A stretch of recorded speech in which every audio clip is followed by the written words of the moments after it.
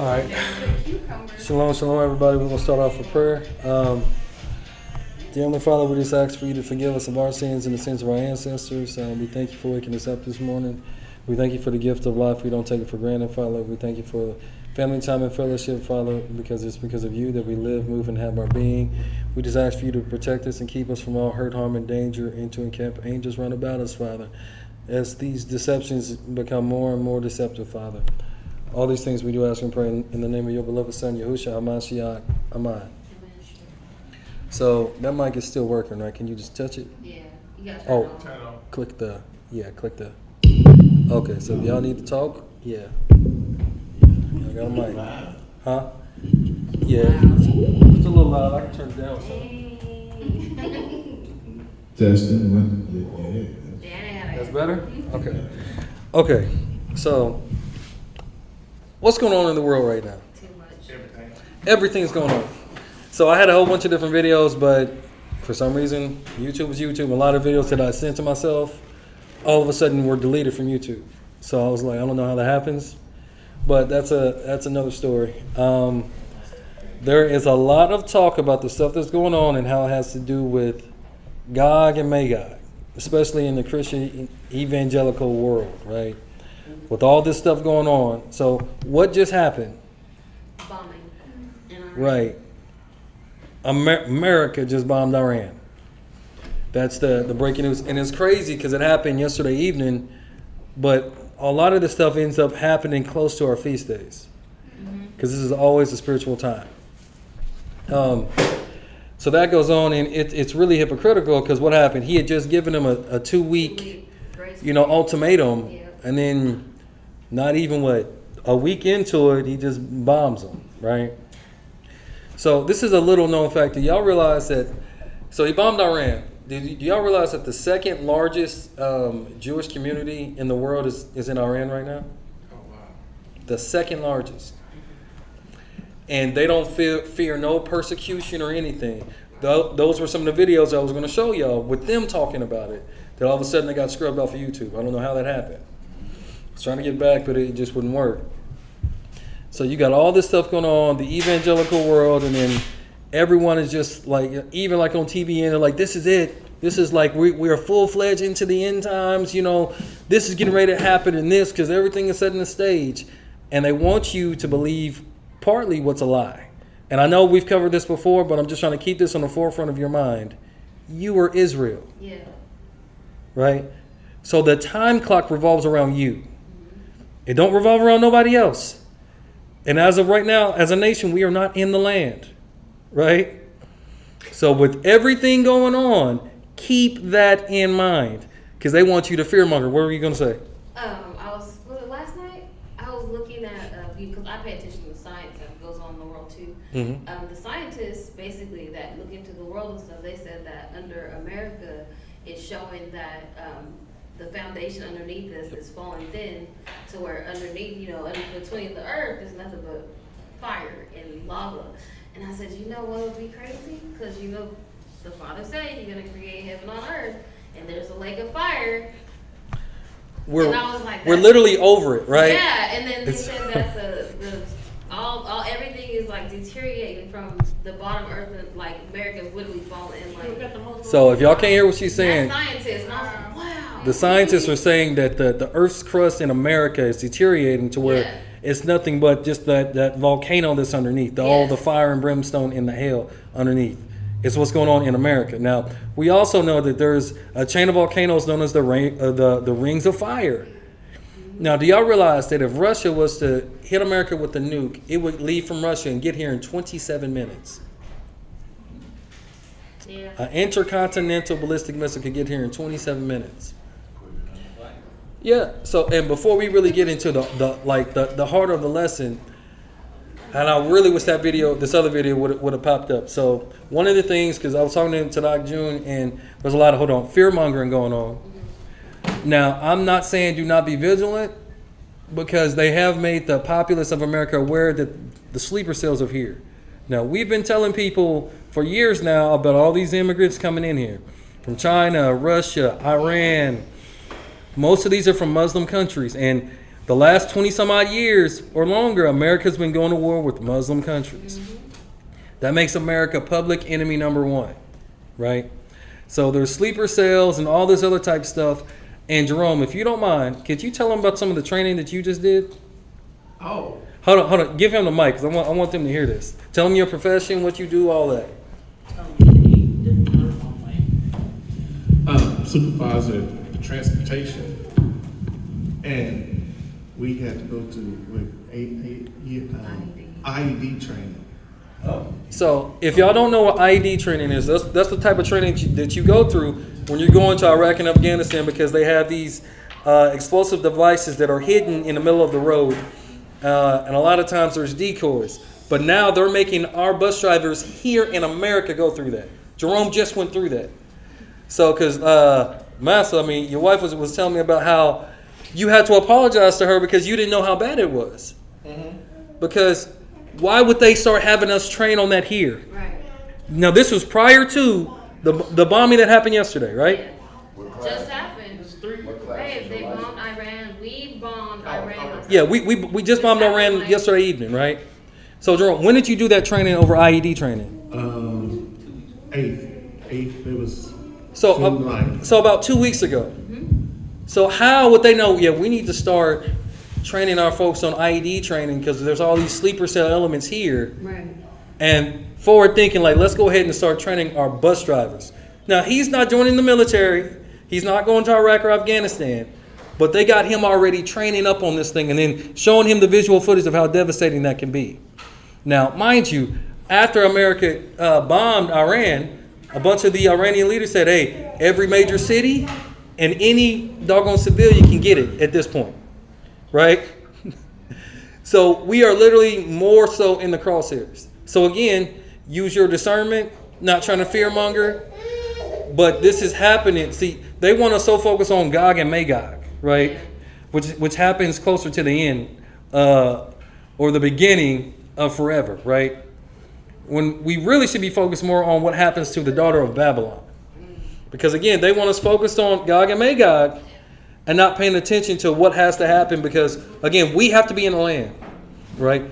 The people have to go back. So today's lesson, we're just going to go over some of the people and who they are.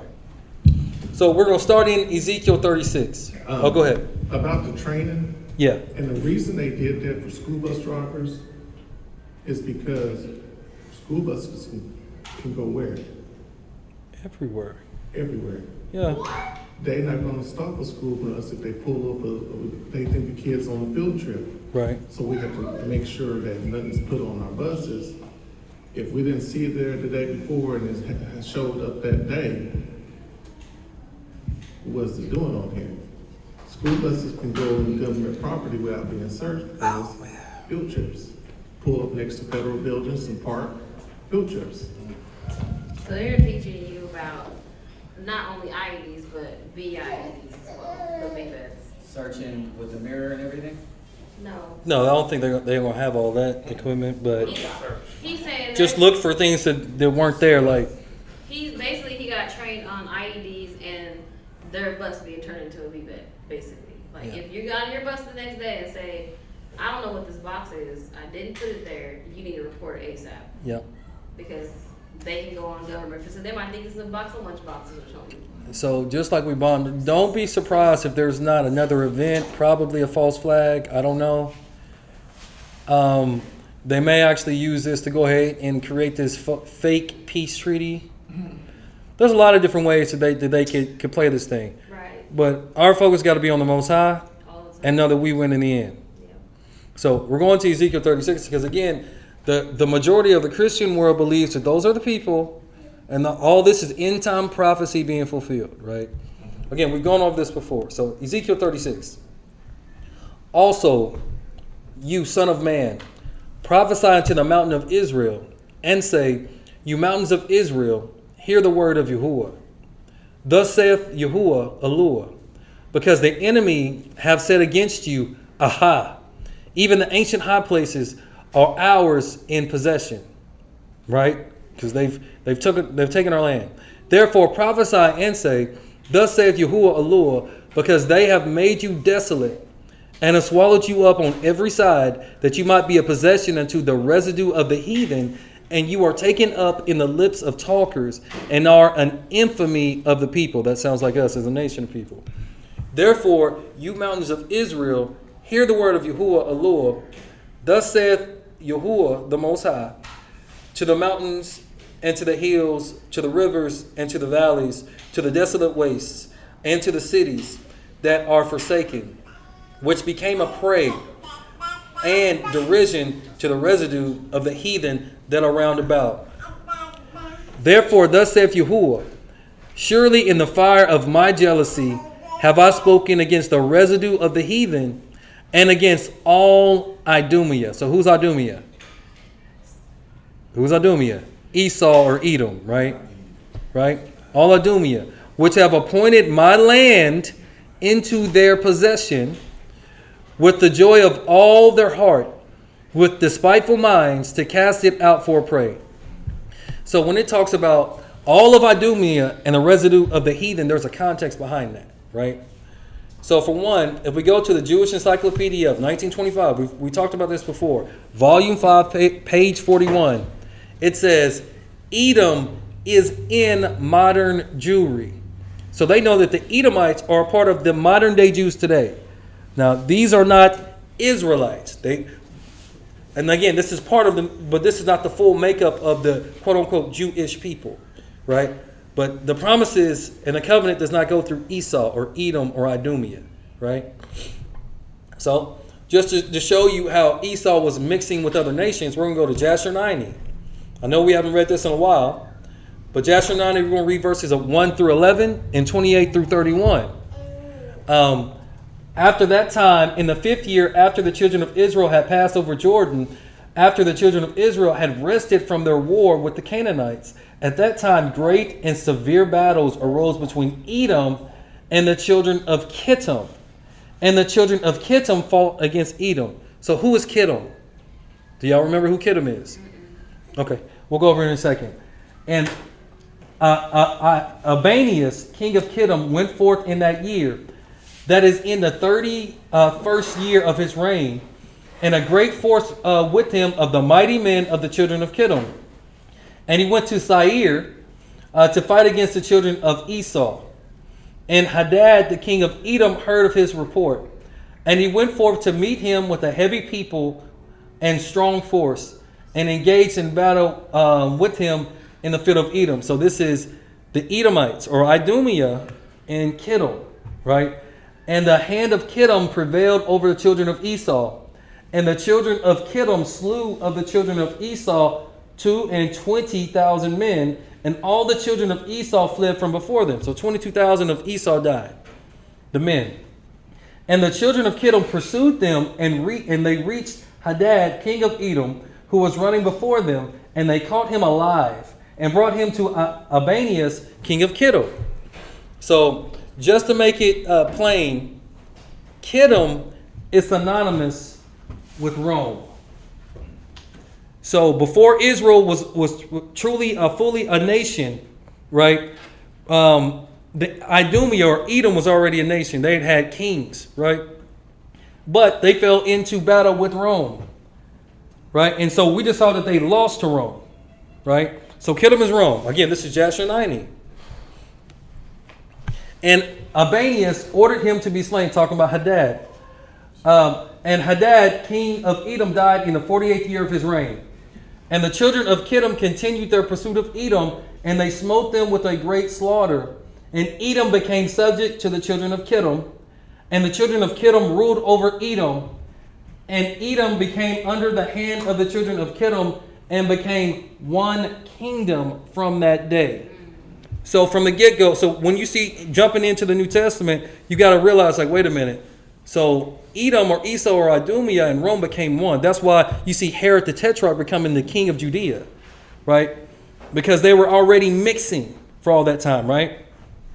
So then from that day, and from that time they could no more lift up their heads, and their kingdom became one with the children of Kittim. And Albanius placed officers in Edom, and all the children of Edom became subject and tributary to Albanius. And Albanius turned back to his own land Kittim.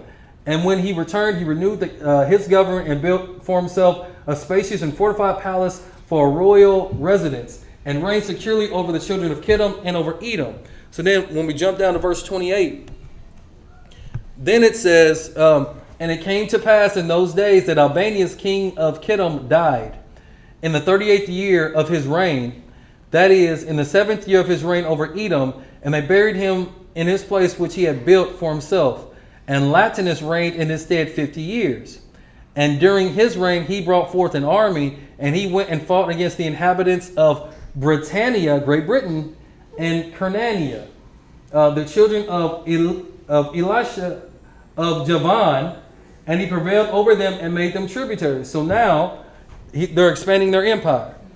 He then heard that Edom had revolted from under the hand of Kittim, or Rome.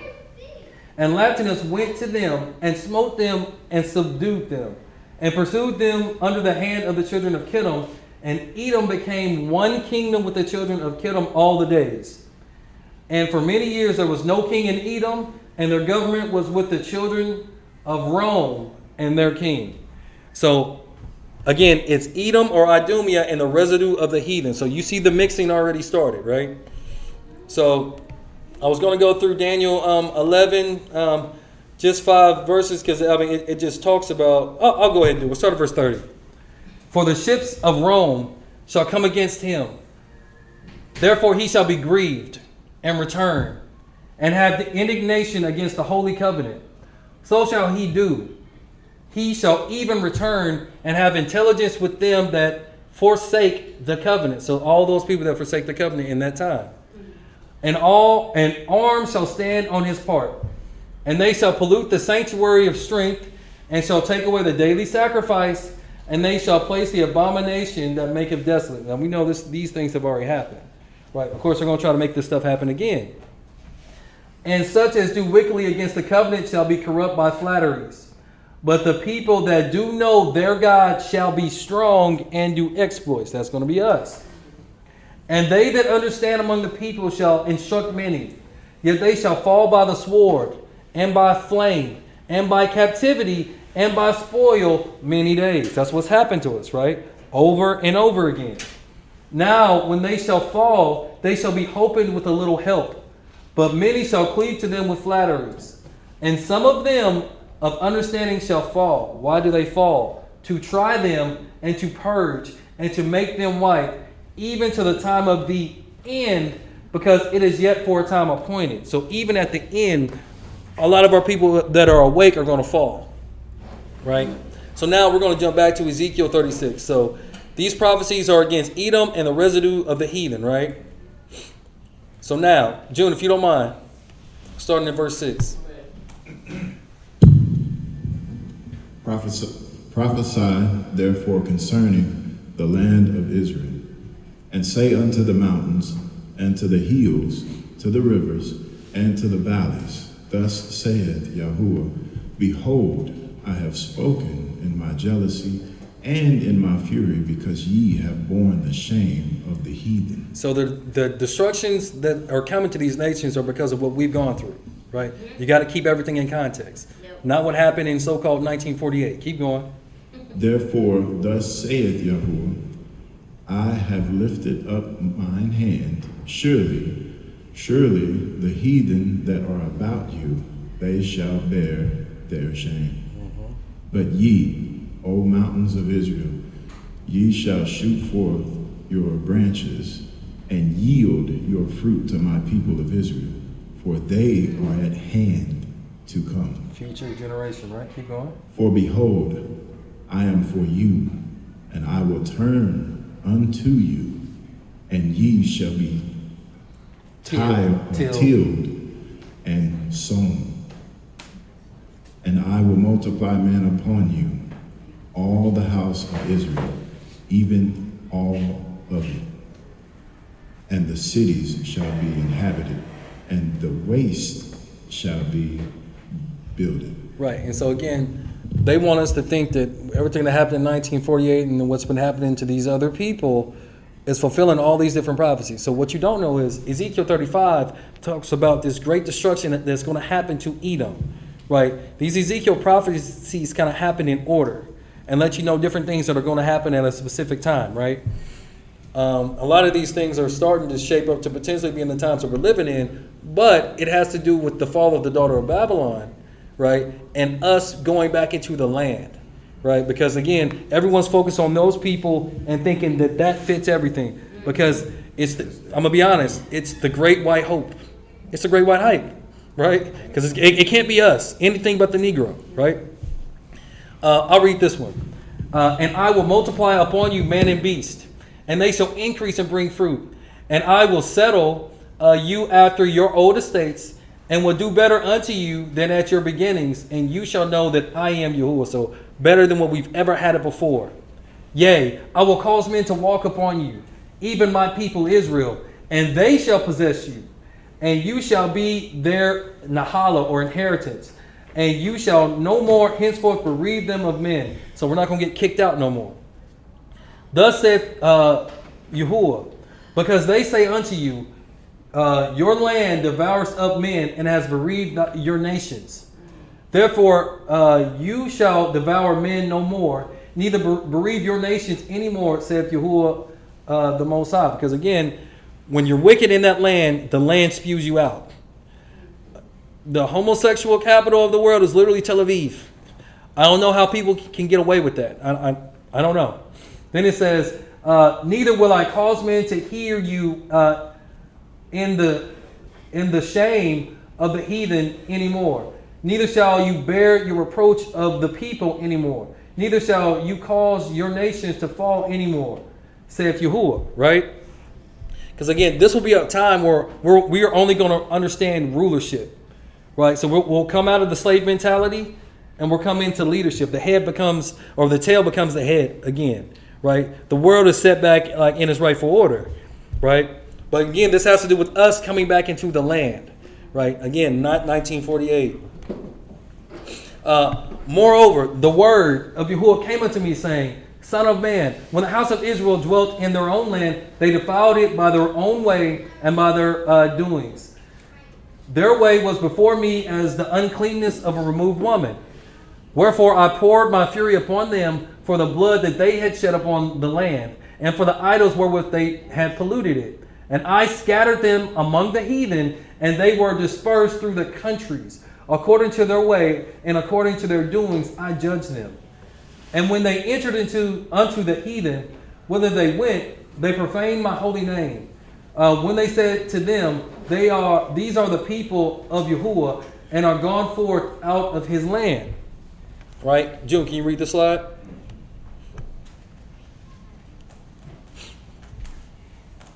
But I had pity for mine holy name, which the house of Israel had profaned among the heathen, whither they went.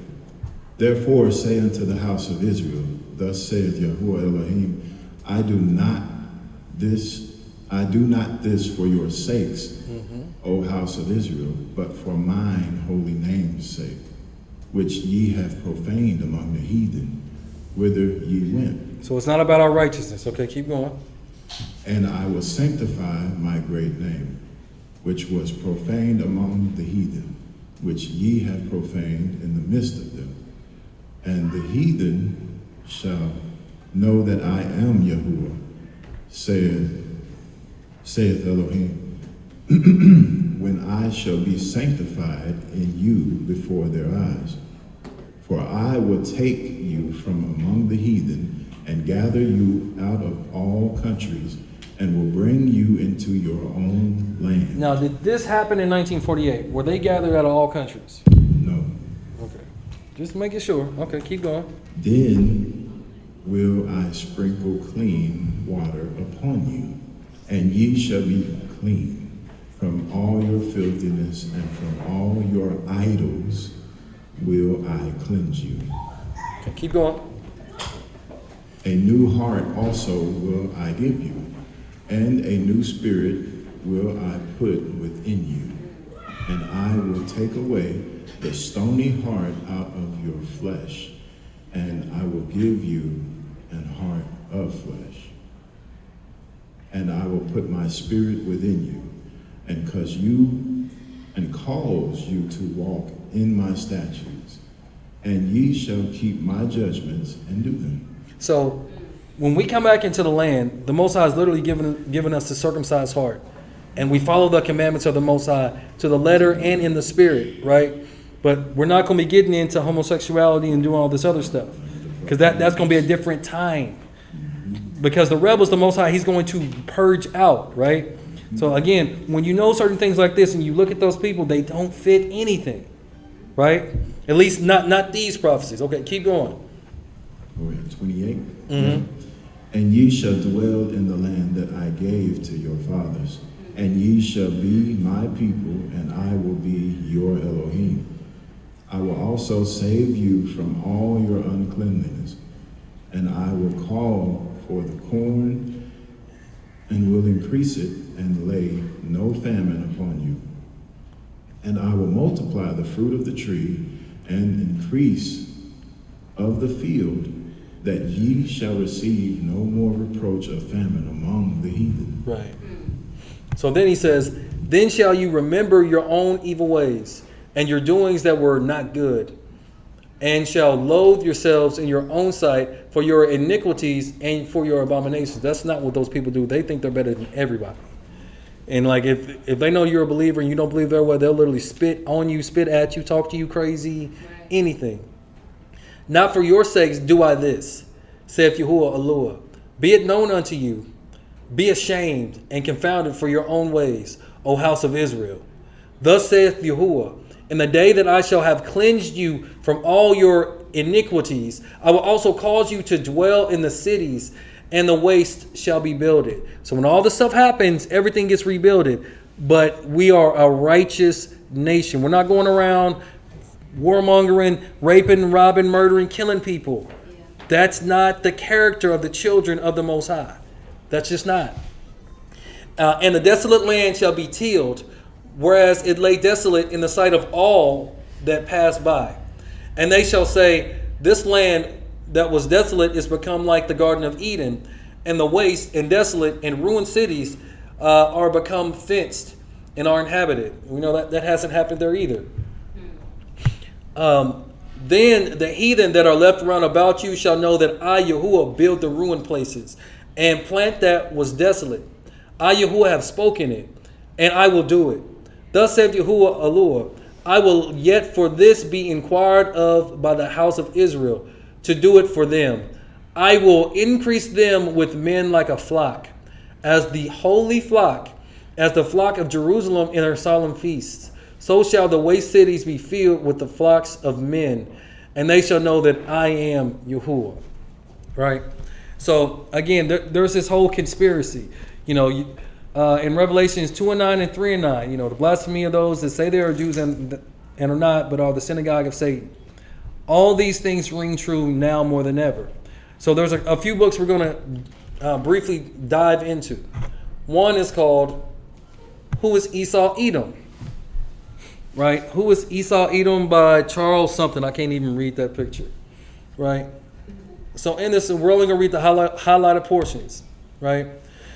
So it says World War I, the Balfour Declaration. The area of Palestine had been under the control of and rule of Turkey, or its Ottoman Empire, which had existed since 1299 AD. In 1882, Edmund Rothschild, a Jew, began financing a Jewish society which attempted the immigration of a considerable number of Jewish settlers into Palestine, prompting the Turkish authorities immediately to publish orders to forbid further entry. So the Turks, or the Ottoman Turkic Empire, they did not want these Jewish people to come in there.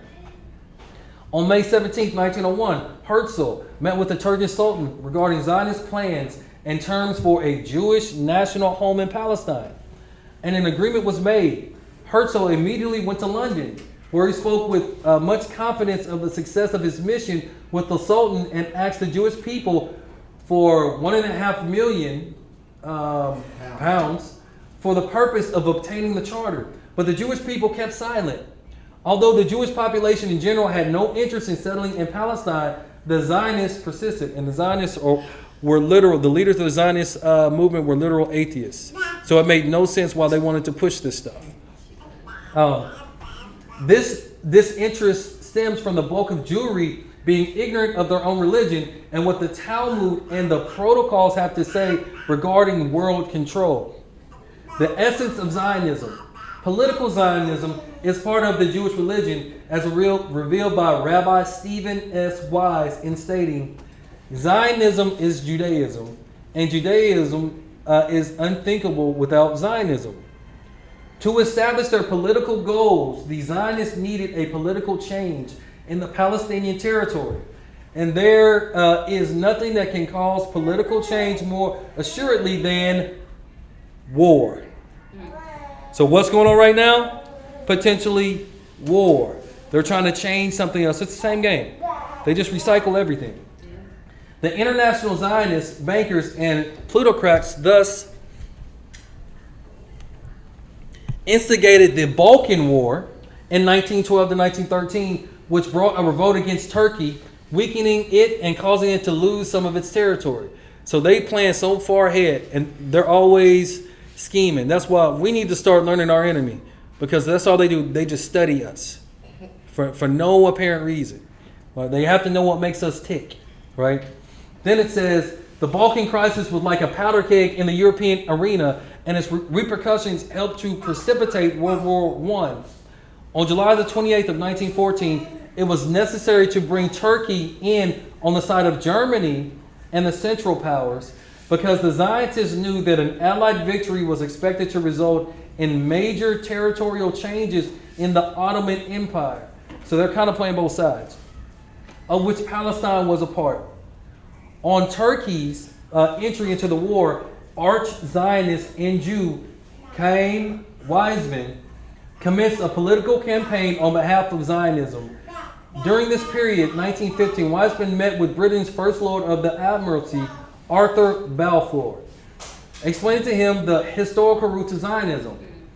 Balfour was willing to help promote the idea of restoring the Jewish homeland in Palestine if it was liberated from the Turks. The following year, 1916, several developments that greatly advanced the cause of Zionism took place. There was a strange cabinet crisis in December 1916, after which Lloyd George became prime minister and Arthur Balfour became the foreign minister. Both these men and some of their immediate subordinates were outspoken subordinates of Zionist aspirations. With pro-Zionist individuals now controlling British affairs, it was essential that Britain prevailed in the war so Turkey could be conquered and its Ottoman Empire overthrown. The international Zionists agreed to bring the United States into the war to help bail out Britain. Through the insistence of his intimate advisor, Zionist agent Colonel Edward M. House, Woodrow Wilson brought the United States into the war in April of 1917. Now, all this stuff is in different books. So when you see these are different books or encyclopedias, right? The British forces took possession of Palestine from the Turks in 1917, right? So that's over 100 years ago, 108 years ago. Though the war persisted, the Zionists were pressuring the British to formally issue a declaration that stated Great Britain favored the establishment in Palestine of a national home for the Jewish people. On July 18, 1917, Lord Lionel Walter Rothschild submitted a draft declaration to Balfour, expressing to him what the Zionists wanted. Later, Balfour addressed the British War Cabinet on the matter, and at that meeting, the declaration was adopted. 2 days later, on November the 2nd of 1917, Lord Balfour wrote a letter to Lionel Rothschild, enclosing a copy of the declaration and requesting him to Federation 17, this declaration. So we're just going over the history, right? The history of this thing. So on the left, you see the letter that he wrote to Rothschild. I'm not going to read all that.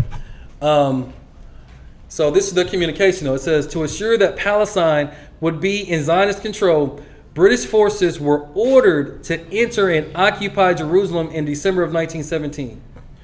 The highest of the ancient high places was now secure for Jews to immigrate into and occupy with the Balfour Declaration. which assured a Jewish national home in Palestine under Britain as the protecting power. Many Jews now, for the first time, gave their support to the Zionist organization. At the conclusion of the war, the British received Palestine as a mandate under the League of Nations, with the understanding that the Jewish people would be encouraged to settle there. But the discontent of the Arabs, who desired self-government and resented the immigration of Jews, led to constant turmoil. I know this is a lot, but I'm just trying to give you the history behind this. The Zionist plan was being threatened with the sympathy and support the Arabs had in Europe. Further, a spirit of nationalism was spreading through the Arabian world. Another dramatic scene was about to be acted out on center stage. Another political change was needed. The Edomite Zionist Jews were scheming world plans. So this guy, he's claiming that a lot of the Jews are Edomites. And we read from the Jewish Encyclopedia of 1925 that Edom is a modern Jewry, right? Not saying that they make up all of it or anything, but they're a part of it. So then you got to start reading about the UN partition. June, you mind reading that? Or you, yeah. Brandon, you mind reading this? One of y'all? UN partition, yeah. Since Palestine had been occupied and ruled by the Arabs ever since the Muslim forces conquered it in 637 AD, the act of establishing a national home for one group of people in an occupied area such as this was an unprecedented innovation in international law. The Zionists faced the burden of conceiving the world that the Jews should be given the right to occupy Palestine, since this country already had a population which had been there for centuries, 1,300 years. So, like, think about how crazy that is. You got people, and a lot of them were our people that never left that region, right? Mm-hmm. Even going back to the time of Mashiach. And then you got these people through a Balfour Declaration telling you they get to occupy here and y'all got to give them land. You've been here for 1,300 or more years, and strangers are coming and trying to tell you, hey, you actually got to give this to me. That's how wild this stuff is. Okay, keep going. It cannot be simply handed over to the Jewish people. The British government made several unsuccessful attempts to quiet Arab feelings of hostility to, what's that? 1110 Zionist plans. 1,110 Zionist plans. Since the Balfour Declaration guarded the rights. The rights of the Arab population, no definite conclusions could be arrived at. So what's it say? 18 Wallace Ferguson, a survey of European. No, just go down to the highlight portion down here. Okay.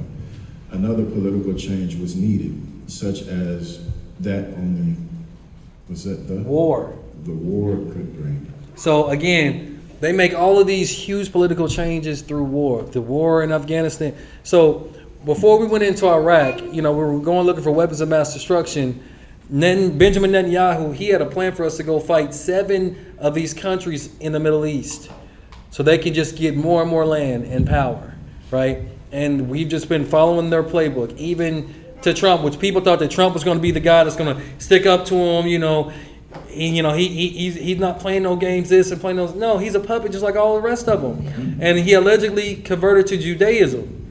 So, in case y'all didn't know, allegedly he converted to Judaism before he was elected this last time. So I'm just saying, if it quack like a duck and look like a duck, it's Donald Trump. Let's keep going. Where did I stop at? War could bring with. Okay. War could bring with Franklin D. Roosevelt and Winston Churchill willing partners of the Zionists.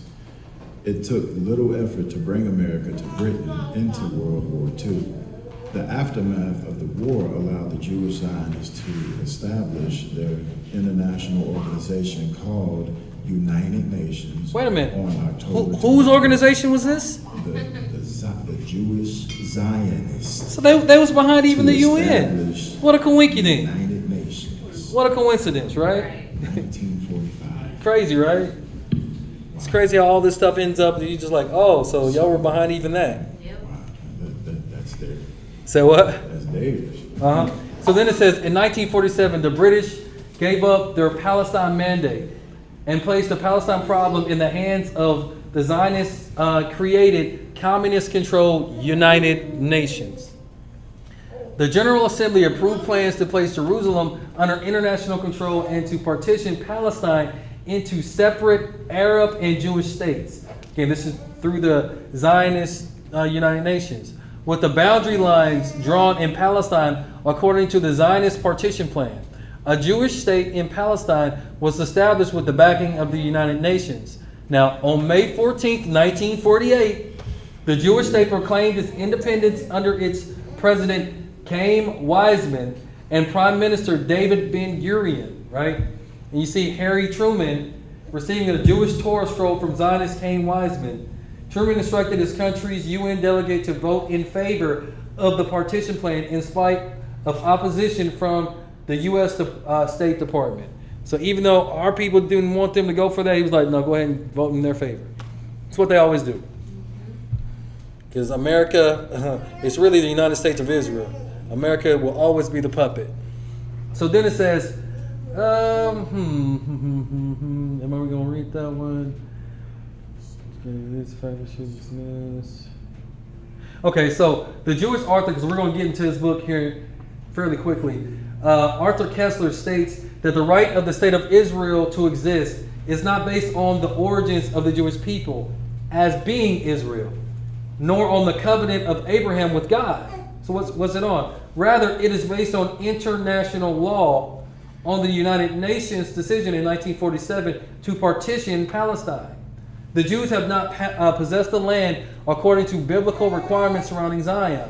The Israeli state was founded upon a systematic program of violence and deceit, because the deceptions are going to keep getting more and more deceptive. Murder and war instigated by the Jews. So this is the character and the nature of these people that are supposed to be the Most High's chosen people, right? And this fact alone should dismiss the idea that they are Israel coming to Zion. We should now begin to see the modus operandi of Judaism and Zionism and how they are not the ways of Israel, but of Edom. This is what this author keeps saying. The Jewish World Program has used political. Come on, next slide. Upheavals and financial power to obtain its objectives.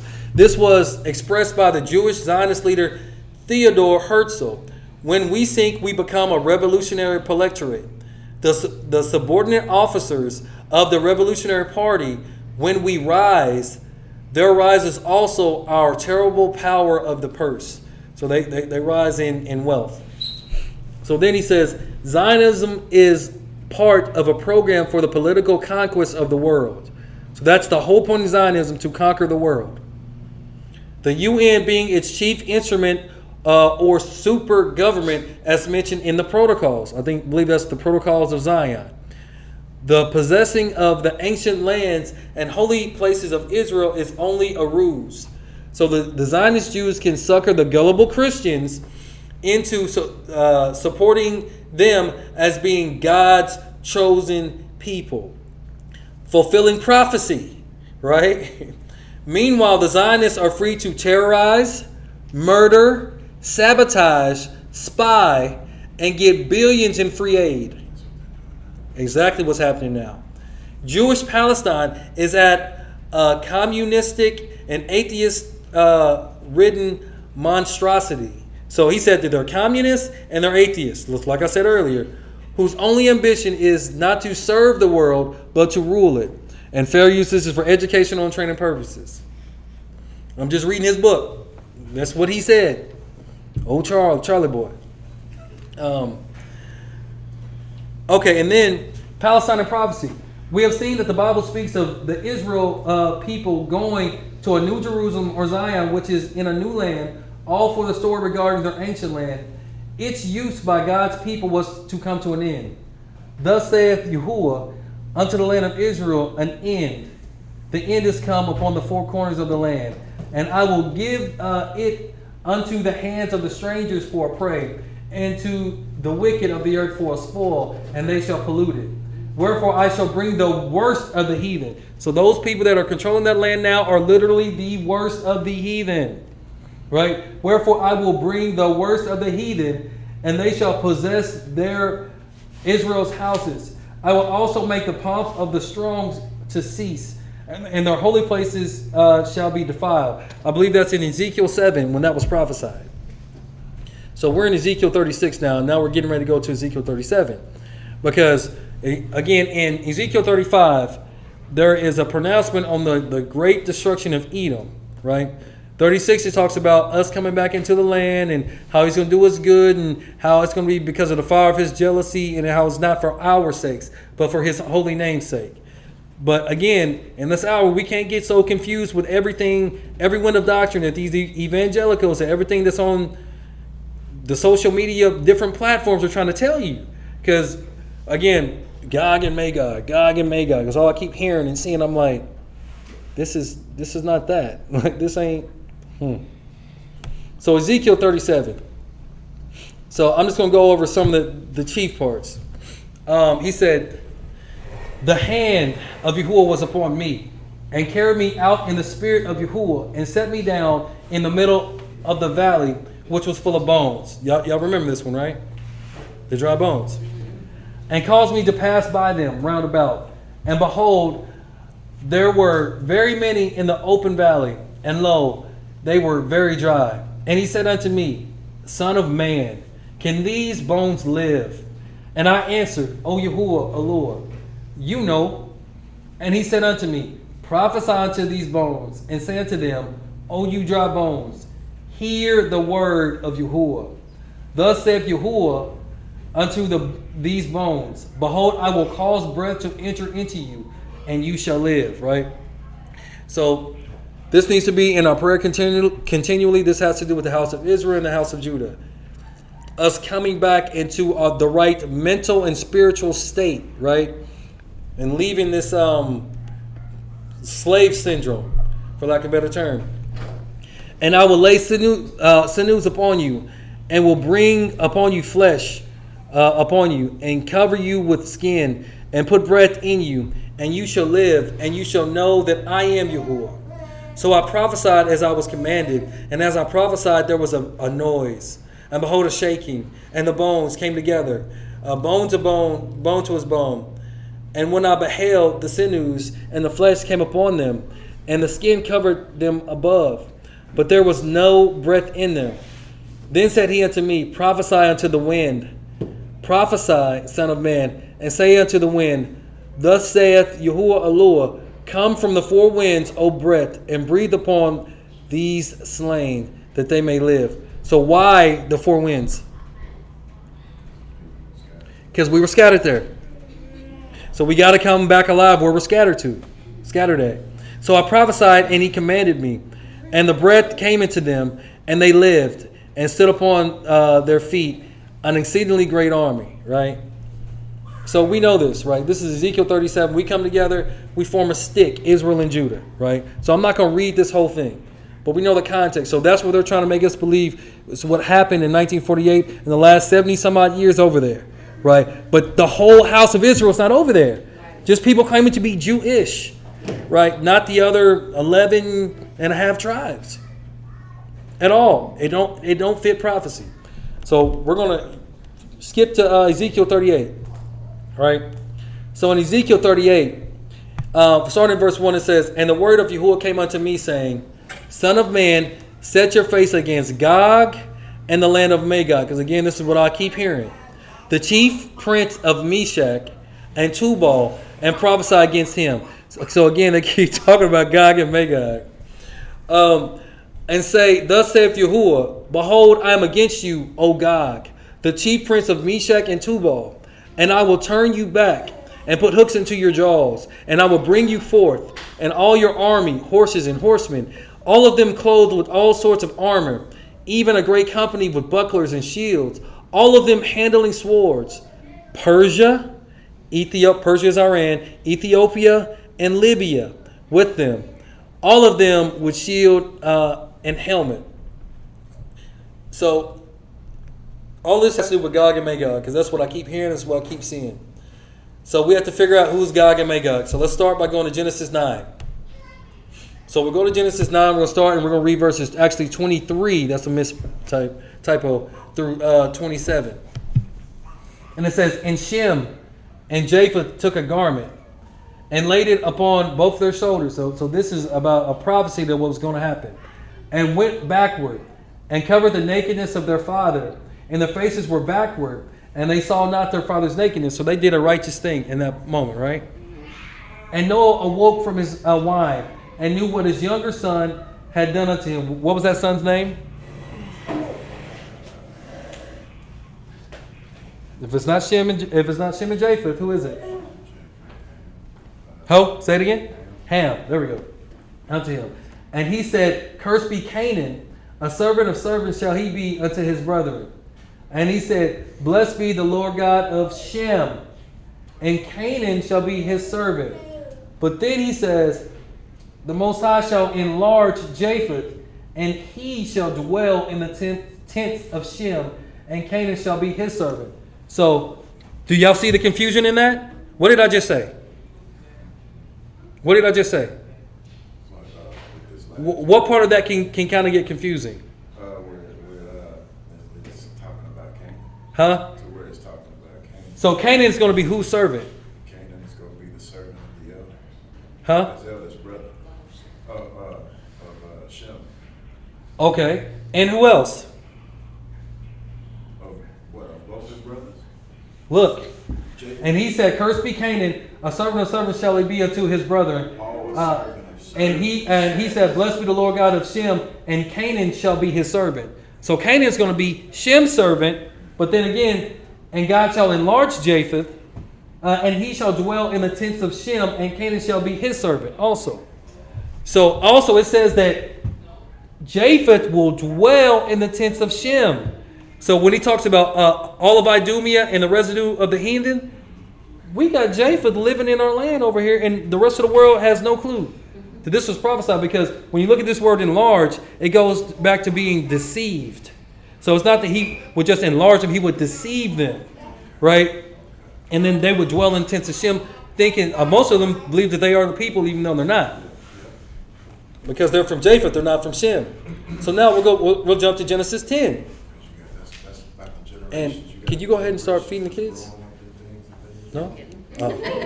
And like, can you pull the rotisseries out of the oven? Huh? The rotisserie, I put Oh, rotisserie in the the oven? oven. Yeah.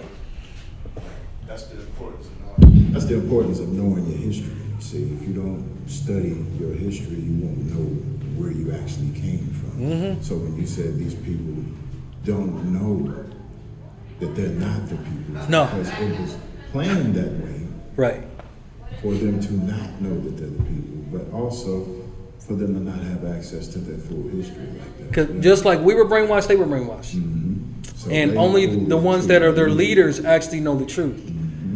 Everyone else is just a That's like program. That's like some of that Planet of the Apes stuff. Like if you watch those earlier movies of the Planet of the Apes, the first ones, like the elders knew that man could speak Yep. back in the day, but they planted a seed that man could never speak. Right. Man never ruled over this earth before us. It was Right. always apes and not man. So, like that's what they. Yeah. I know they pull that from scripture too. So. You already know. You know, that's about us too. So there's a question. So now we're going to go to Genesis 10 because we were reading about Gog and Magog from Ezekiel 38. So I asked the question like, who are the Khazars? Do y'all know who the Khazars are? We've gone over briefly before, but please make sure y'all download this one and save it because we're going to read about who they say they are, who their ancestors say that they are, right? So the Khazars. So first we're going to Genesis 10. We're going to read verses 1 through 5.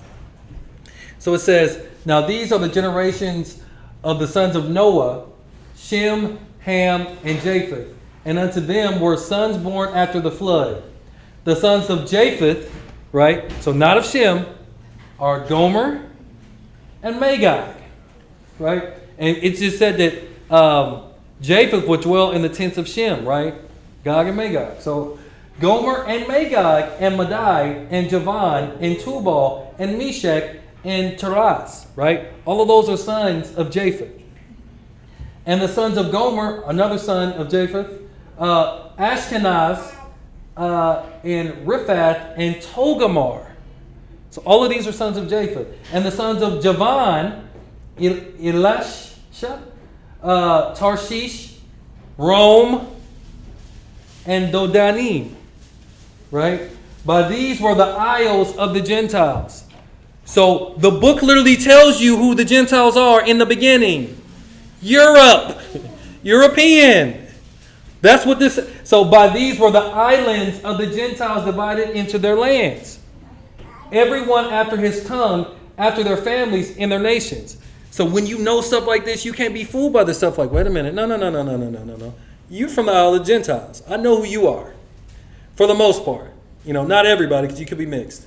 So again, Gog is a descendant of Japheth, not of Shem. So this means that these people are not Shemitic, point blank period, right? Okay. So remember I told you we're going to read from Arthur Kessler's book.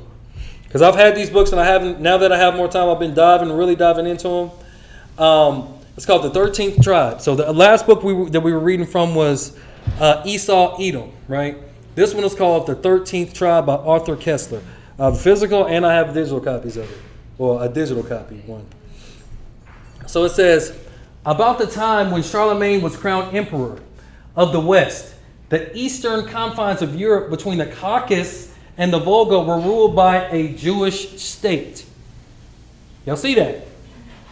From the 7th to the 10th century AD. So that's from what? The 600s to like the 900s at some point, right? AD. It played a significant part in shaping the destinies of medieval and consequently of modern Europe. Khazars. The Byzantine emperor and historian Constantine Porphyrogenitus, say that 3 times fast, must have been well aware of this when he recorded in his treatise on court protocol the letters addressed to the Pope in Rome, and similarly those to the Emperor of the West had a gold seal with 2 solidae attached to them, whereas messages to the king of the Khazars displayed a seal worth 3 solidae. This was not flattery, but realpolitik. In the period with which we are concerned, wrote Bury, it is probable that the Khan of the Khazars, or king, was of little less importance in view of the imperial foreign policy than Charles the Great and his successors. The country of the Khazars, a people of Turkish stock, right? So again, so this has to do with Japheth. This has got nothing to do with Shem. We're going to keep going. Actually, you want to read, Brandon? Eyes ain't what they used to be with shirts. Just start where it's highlighted at and stop where it's highlighted at. Yep. Top part. Yep. But equally, or even more important, both are from the point of view of Byzantine diplomacy, of European history, is the fact that the Khazar armies effectively blocked the Arab avalanche in its most devastating early stages, and thus prevented the Muslim conquest of Eastern Europe. so were y'all aware that the Khazars stopped the Muslims from conquering Eastern Europe? Right. This was a warring people. Remember that we've talked about these people that were called the name stealers, right? It's the same people. But they were a warring mongrel race of people that only wanted to be in war at all times. And they just wanted to take everything, right? Keep going. Jump down to the Khazar country. The Khazar country lay across the natural line of advance of the Arabs. Within a few years of the death of Muhammad, the armies of the Caliphate, sweeping northward through the wreckage of 2 empires and carrying all before them, reached the great mountain barrier of the Caucasus. This barrier once passed, the road lay open to the lands of Eastern Europe. As it was, on the line of the Caucasus, the Arabs met the forces of an organized military power which effectively prevented them from extending their conquest in this direction. The wars of the Arabs and the Khazars, which lasted more than 100 years, though little known, have thus considerable historical importance. They fought the Arabs for 100 years and we don't know nothing about it. Fought them off, made sure that they did not take over Eastern Europe. They're the whole reason why there could be even a Renaissance later, because they subdued them from that region. They were a warlike people like no other, right? And again, history is like history, you just completely forgot about it. It's kind of wild once you really start looking like, oh, so we don't. It's not important for us to know about these people, right? Okay. All right, only American history, right? Yeah, Greek and Roman. We don't need to know about the Khazars that are really the Jewish people that are running things now. I learned Okay. about them in high school, but not to this depth. I learned a little bit about it. I'd never heard of the Khazars until, It was, I don't know, 5-10 years ago. sophomore year. It was this big of a passage, but it wasn't I enough. didn't look. In my education system, they didn't teach us nothing about no Khazars. That's like what Saxon. We learned much about them. No. Most of our curriculum growing up was Anglo-Saxon. Yep. Trying to remember that teacher's name. We would have the book that they had us, and then he handed out a whole bunch of other stuff. Yep. So He was giving y'all real history he then. cared. Hey, then we jump down here. Yeah. Let's keep The going. victorious Muslims were met and held by the forces of the Khazar kingdom. It can scarcely be doubted that, but for the existence of the Khazars in the region north of the Caucasus, Byzantium, the bulwark of European civilization in the east, would have found itself outflanked by the Arabs. The history of Christendom and Islam might well have been very different from what we know. So literally, it's because of them that Christendom was able to thrive, right? Because they kept the Muslims back, literally, right? It's crazy that, again, we've never heard about these people before. So then, I'm going to go to this one. It says a few years later, probably 740 AD, the king, his court, and the military ruling class embraced the Jewish faith. Now, this is the king of the Khazars. And Judaism became the state religion of the Khazars. So this is around 740 AD to where they became Jewish. So this is almost 800 years after Mashiach died, they became Jewish, right? No doubt their contemporaries were as astonished by this decision as modern scholars were when they came across the evidence in the Arab, Byzantine, Russian, and Hebrew sources. So this is from multiple sources that they changed the religion then, right? One of the most recent comments is to be found in a work by the Hungarian Marxist historian, Dr. Antal Barta. His book on the Magyar society in the 8th and 9th centuries has several chapters on the Khazars. As during most of that period, the Hungarians were ruled by them. So the Khazars were ruling the Hungarians, right? Hungarians. Yet their conversion to Judaism is discussed in a single paragraph with obvious embarrassment. It reads, "Our investigations cannot go into problems pertaining to the history of ideas, but we must call the reader's attention to the matter of the Khazar kingdom's state religion. It was the Jewish faith which became the official religion of the ruling strata of society. Needless to say, the acceptance of the Jewish faith as the state religion of an ethnically non-Jewish people could be the subject of interesting speculations." So even back then, they knew that they weren't the people, right? This is from their sources. This ain't me. Again, fair use is for educational and training purposes. So then, I'm going to jump down. Okay. What is in dispute is the fate of the Jewish Khazars after the destruction of their empire in the 12th or 13th century. On this problem, the sources are scant, but various late medieval Khazar settlements are mentioned in Crimea, in Ukraine. So what's been going on in Ukraine and Crimea this whole time? The war in Ukraine, what's that about? It's about Russia had annexed the Crimea. They had taken that from them. Khazars had settlements there long time ago, right? So they're trying to get their old school land back, right? So again, it says, on this problem, the sources are scant, but various late medieval Khazar settlements are mentioned in the Crimea, in the Ukraine, in Hungary, in Poland, and Lithuania. The general picture that emerges from these fragmentary pieces of information is that of a migration of Khazar tribes and communities into those regions of Eastern Europe, mainly Russia and Poland, where at the dawn of the modern age, the greatest concentration of Jews were found. So all the places where they migrated to. I'm going to read these again. You got Crimea, Ukraine, Hungary, Poland, Lithuania. And then you got Russia and Poland again. It says, where at the dawn of the modern age, the greatest concentration of Jews were found. So it's the same people is what they're saying.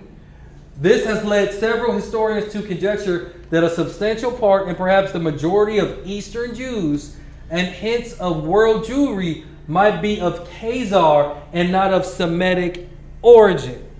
Right? So they're just putting pieces together. Again, this is not my book. This is a Jewish, Arthur Kessler is a Jewish guy. And he did his own research. And this is what he came down to. The far-reaching implications of this hypothesis may explain the great caution exercised by historians in approaching this subject, if they do not avoid it altogether. Thus, in 1973, in the 1973 edition of the Encyclopedia Judaica, the article Khazars is signed by Dunlop, but there is a separate section dealing with Khazar Jews after the fall of the kingdom, signed by the editors and written with the obvious intent to avoid upsetting believers in the dogma of the chosen race. Right? Because again, they knew that there was a separation between the Jewish people, which are Khazars, and the actual Semitic people. Right? The Turkish-speaking Karaites, a fundamentalist Jewish sect of Crimea, Poland, and elsewhere, have affirmed a connection with the Khazars. So the Karaites are saying, yeah, there's a connection there, which is perhaps confirmed by evidence from folklore and anthropology as well as language. There seems to be a considerable amount of evidence attesting to the continued presence in Europe of descendants of the Khazars. So they're finding evidence everywhere in Europe. How important in quantitative terms is that presence of the Caucasian sons of Japheth in the tents of Shem? We just read that. That what? Japheth will dwell in the tents of Shem. The isles of the Gentiles were, it says, the Caucasian sons of Japheth. Right? So again, when all this stuff is going on, you got to know these things like, no, those aren't the people. We the people. Like you can't let anything get you off your square. You got to know, like, no, I mean, I understand what y'all trying to make it seem like it is. That ain't what it really is, though. Right? So how important in quantitative terms is that presence of the Caucasian sons of Japheth in the tents of Shem? One of the most radical propounders of the hypothesis concerning the Khazar origins of Jewry is the professor of medieval Jewish history at Tel Aviv University. That's in Israel. A.N. Polyak. His book, Khazaria, because I tried to get a digital copy, I couldn't get one on that one. I'm going to have to get the physical copy. In Hebrew, was published in 1944 in Tel Aviv, and a second edition in 1951. In his introduction, he writes that the facts demand a new approach, both to the problem of the relations between the Khazar Jewry and other Jewish communities, and to the question of how far we can go in regarding this Khazar Jewry as the nucleus of the large Jewish settlement in Eastern Europe. The descendants of this settlement, those who stayed where they were, those who immigrated to the United States and to other countries, and those who went to Israel, constitute now the large majority of Jewry. So again, this stuff has been written. They've known about this stuff. We won't sit down and read no book to where we know it. To where we don't get rocked or shook off anything. This was written before the full extent of the Holocaust was known.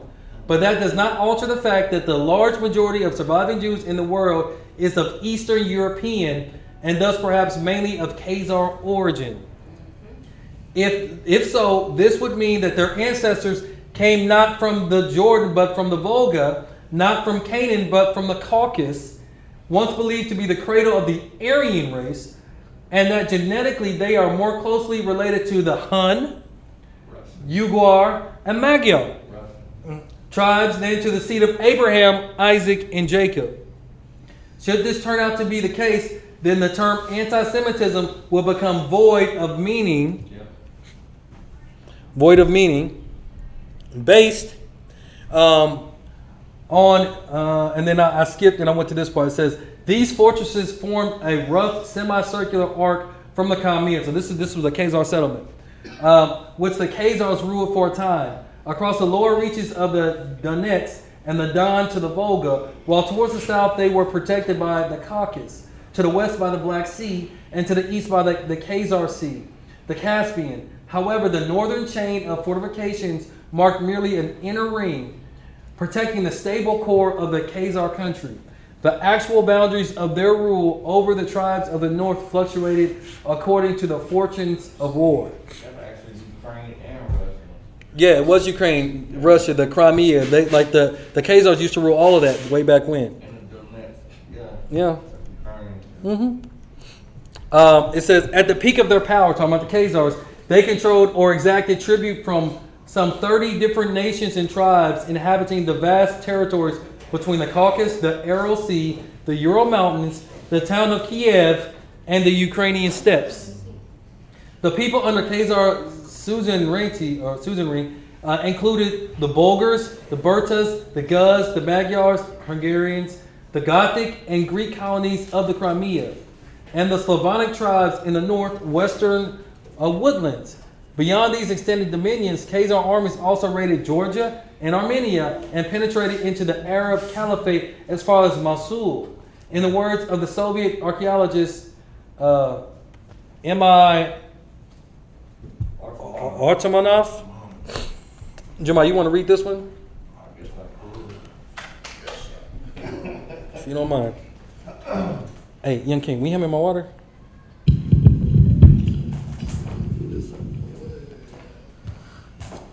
Okay, thank you, King. Thank you. Oh, y'all can go ahead and eat, by the way. The Khazars were the supreme masters of the southern half of Eastern Europe for a century and a half, and presented a mighty bulwark, blocking the Ural-Caspian gateway from Asia into Europe. During this whole period, they held back the onslaught on the nomadic tribes from the east. So if you think somebody's been ruling for 150 some odd years, over 30 different, nations and tribes, you would think that there would be more history about them. Yeah. I mean, especially if they kept, they fought the Muslims for, what they say, over 100 years? Yeah. Over 100 years and kept them from penetrating Eastern Europe. Yeah. Okay, keep going. As to the Khazars, an Arab chronicler 11 writes, they are to the north of the inhabited earth towards the seventh clime, having over their heads the constellation of the plow. Their land is cold and wet. Accordingly, their complexions are white, their eyes blue, their hair flowing and predominantly reddish. Just like Esau. Their bodies large and their natures cold. Their general aspect is wild. All they know is war. Yeah. After a century of warfare, the Arab writer obviously had no great sympathy for the Khazars, nor had the Georgian or Armenian scribes, whose countries of a much older culture have been repeatedly devastated by Khazar horsemen. A Georgian chronicle, echoing an ancient tradition, identifies them with the hosts of who? Of Gog and Magog. My bad. Wait a minute. Wait. Read that again, because again we're reading Ezekiel 38 talking about Gog and Magog, right? Yeah. Okay, read that again. A Georgian chronicle, echoing an ancient tradition, identifies them with the hosts of Gog and Magog. Wild men with hideous faces and the manners of wild beasts, eaters of blood. Because they love eating their steak like basically raw. If you ever see what a real Georgian look like, because I was in Iraq with them, they look like a Bigfoot. I'm not lying. Real hairy? Yeah, real hairy all over, back, everything, and they just look inbred, deformed. Like, man, they look like monsters. I'm not gonna lie to you. They look like monsters. The ones we went to Iraq with. But, Like, even the women, like. but wasn't it interesting that the Most High in the beginning of Ezekiel 38 was prophesying against Gog and Magog? Yeah. And it just said that the Khazars, which is modern Jewry, have been noticed, have been identified with the host of Gog and Magog. Yeah. So how could they be fulfilling other prophecies when Yeah. they're the ones that are going to come try to get us at the end? Yeah. That's them. Called the back door. Trying to do a back door move. Yeah, bro. Yeah, Georgians, boy, they look like a mini Bigfoot. I ain't gonna tell you. I believe you. Can you read this one starting at some? Some Persian Arab chronicles provide an attractive combination of legend and gossip columns. They may start with the creation and end with stop-press tidbits. Thus, Yaqubi, a 9th century Arab historian, traces the origin of the Khazars back to Japheth, third son of Noah. The Japheth motive recurs frequently in the literature, while other legends connect them with Abraham or Alexander the Great. One of the earliest factual references to the Khazars occurs in a Syriac chronicle by Zechariah Rhetoric, dating from the middle of the 6th century. It mentions the Khazars in a list of people who inhabit the region of the Caucasus. Other sources indicate that they were already much in evidence a century earlier and intimately connected with the Huns.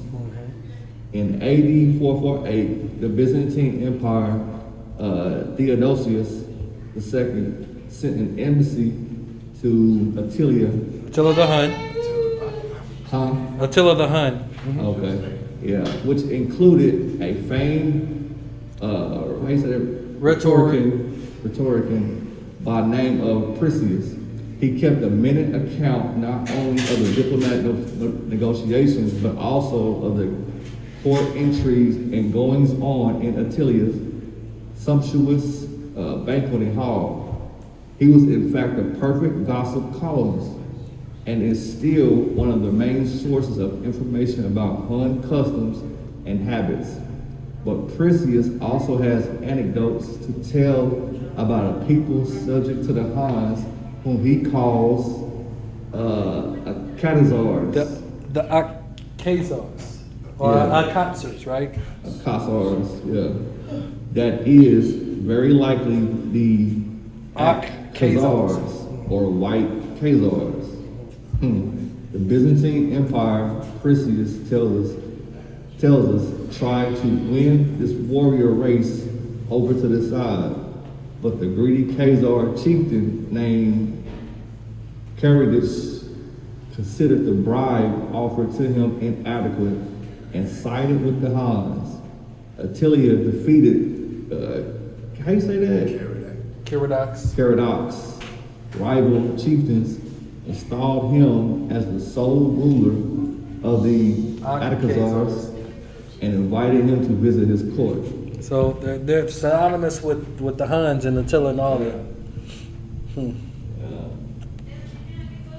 It says Khazars during most of this period seem to be happily occupied with raiding the rich Transcaucasian regions of Georgia, you just talked about it, and Armenia, and collecting precious plunder. During the second half of the 6th century, they became the dominant force among the tribes north of the Caucasus. A number of these tribes, the Sabirs, the Saragurs, the Samandars, the Balanjars, etc., are from this date onward no longer mentioned by name in the sources. They have been subdued or absorbed by the Khazars. So just like what was happening, what Rome did to Edom, according to Jasher 9, it's the same thing that the Khazars were doing to all these other people, subduing them and making them become a part of them, right? Hide them, basically. Right, exactly. So now this is Hasdai's letter to King Joseph of the Khazars, right? So it says Hasdai then proceeds to explain how he first heard about the existence of the Jewish kingdom from the merchants of Khorasan. Then in more detail from the Byzantine envoys, he reports that these envoys told him, I questioned them, the Byzantines, about it, and they replied that it was true, and that the name of the kingdom is Al-Khazar.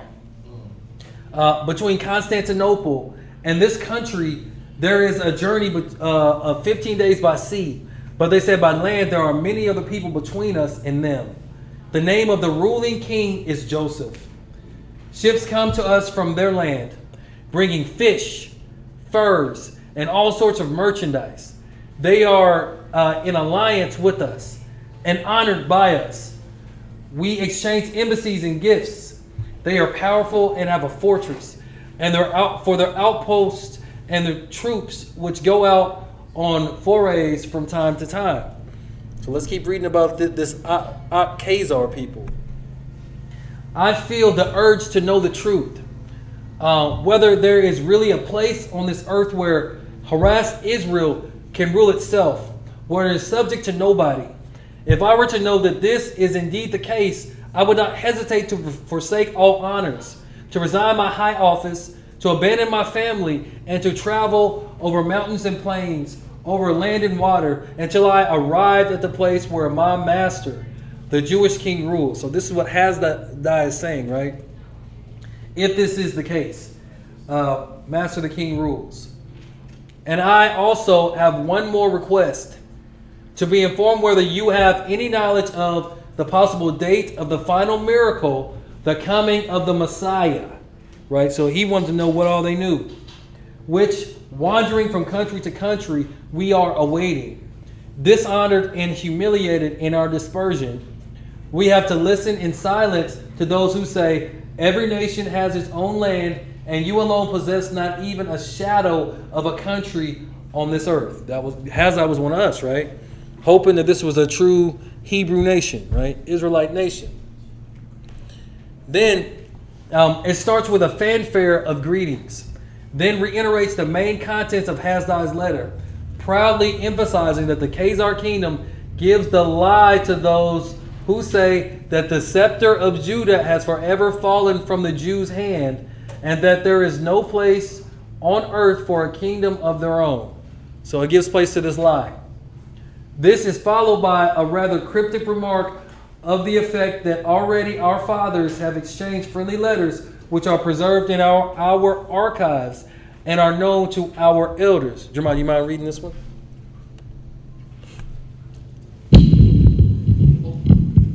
Joseph then proceeds to provide a genealogy of his people through a fierce Jewish nationalist, proud of wielding the scepter of Judah. He cannot and does not claim for them Semitic descent. Wait a minute. So he said what now? He proudly gives his genealogy, and though a fierce nationalist, and he's proud of wielding the scepter of Judah, but he doesn't claim that they are Shemitic? Yeah. How does that make sense? This is from the king of the Khazars, right? Keep going. He traces their ancestry not to Shem, but to Noah's third son, Japheth. So he tells Hasdai this in a letter. Yeah. Right? Keep going. Or more precisely to Japheth's grandson, to Gorma, an ancestor of all Turkish tribes. We have found in the family registers of our fathers. Joseph asserts boldly that Togarmah had 10 sons, and the names of their offsprings are as follows: Olger, Dershu, Abars, Huns, Vasily, Tarnik, Khazars, Zagora, Bulgars, Savir. We are the sons of Khazar the seventh. So now they're from Togarmah, right? This is what he said their genealogy is. The king of the Khazars. So again, this still has to do with Ezekiel 38, because Togarmah is one of the nations the Most High is prophesying against in that. Right? In Ezekiel 38. Is there a plant here or something? Yeah. So he's the seventh son of Togarmah, right? So again, even in Ezekiel 38, Togarmah is one of the ones that the Most High was speaking against. So I'm just showing y'all that they've been having evidence and proofs of who these people are, but they don't want nobody to know anything.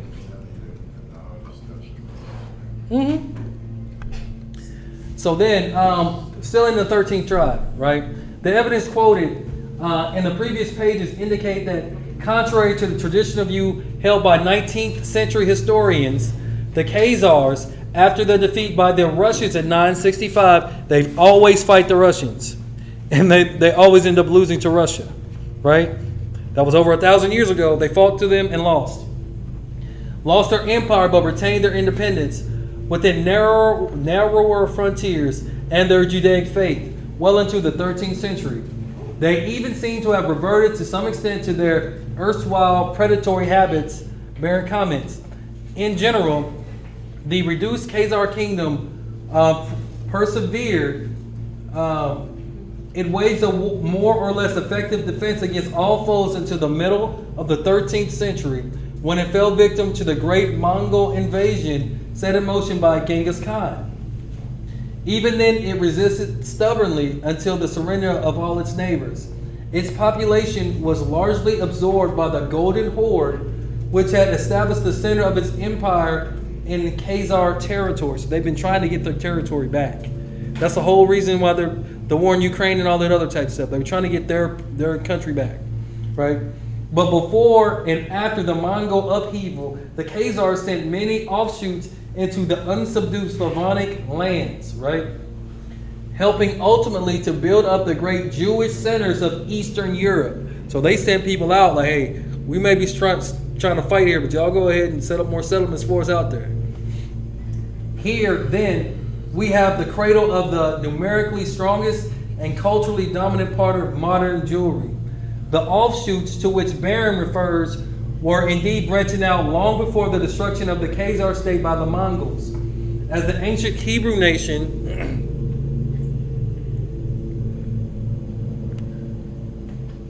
yeah, we're going to stop on this slide because we got 30 more. There's no point.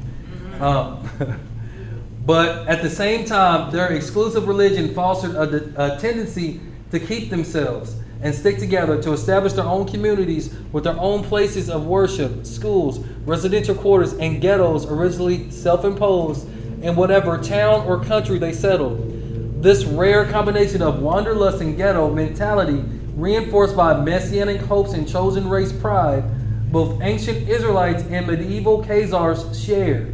They wanted to be us so bad. Even though the latter traced their descent not to Shem, but to Japheth, this development is well illustrated by what one might call the Khazar diaspora in Hungary. We remember that long before the destruction of their state, several Khazar tribes known as the Kaburs joined the Magyars and migrated to Hungary. Moreover, in the 10th century, the Hungarian Duke, whenever you see Duke, if you look in the text, that's Esau. The only time you see dukes in the Bible, in the scriptures, is Esau. Dukes of Edom, right? So, where's that? We remember that long before the destruction of their state, several Khazar tribes known as Kaburs joined the Magyars and migrated to Hungary. Moreover, in the 10th century, the Hungarian Duke Taxoni invited a second wave of Khazar immigrants to settle in his domains, right? So we're going to stop there because then we will be getting into the next book, which is the invention of the Jewish people. But for today, we're going to stop there. Now, that's a lot of information. Please rewatch that. Download it before they try to take it down. You know how they do. Did that make sense? I know it's a lot of information. But again, huh? Yeah, please like, subscribe, all that good jazz. But yeah, June, you mind praying us out real quick? Because, yeah, it's time to eat.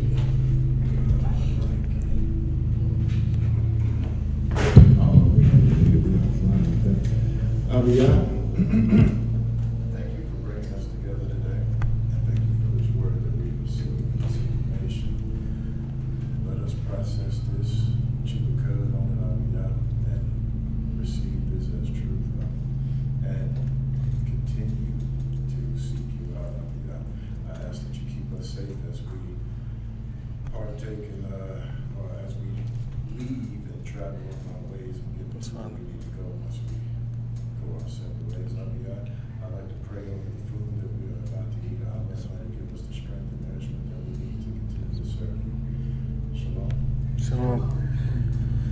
So please subscribe, hit the notification bell, like and share our content. Thank y'all for the support. Sorry we haven't been here. There's been a lot of stuff going on. keep us in your prayers. Keep our father in your prayers and everything, man. We love y'all. And Shalom, tribe. Whoa.